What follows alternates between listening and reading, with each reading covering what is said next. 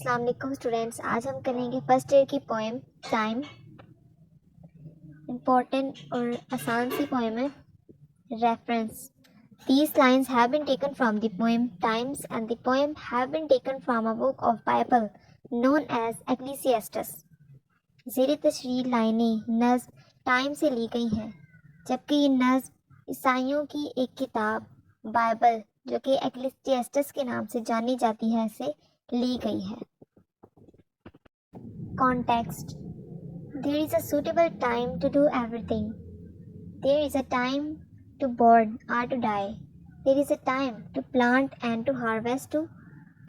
ہر کام کرنے کا ایک مناسب وقت ہوتا ہے، جیسا کہ پیدا ہونے یا مرنے کا وقت، پودے لگانے کا اور پھر فصل کاٹنے کا ایک وقت.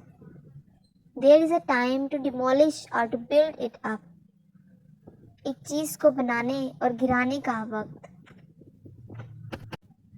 There is a time to get something or to lose it. کسی چیز کو کھونے یا حاصل کرنے کا وقت.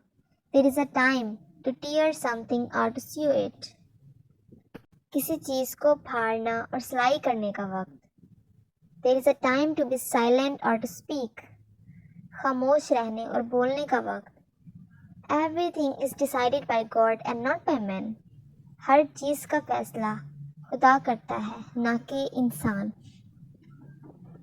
Explanation: The poem relates that everything takes place at its fixed time.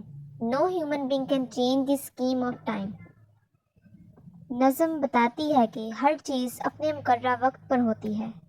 وقت کی تدبیر کو کوئی انسان نہیں بدل سکتا. The things mentioned in the poem relates to our lives. وہ تمام چیزیں جس کا ذکر اس نظم میں کیا گیا ہے وہ ہماری زندگی سے تعلق رکھتی ہیں. Some moments bring us joy and the other make us sad.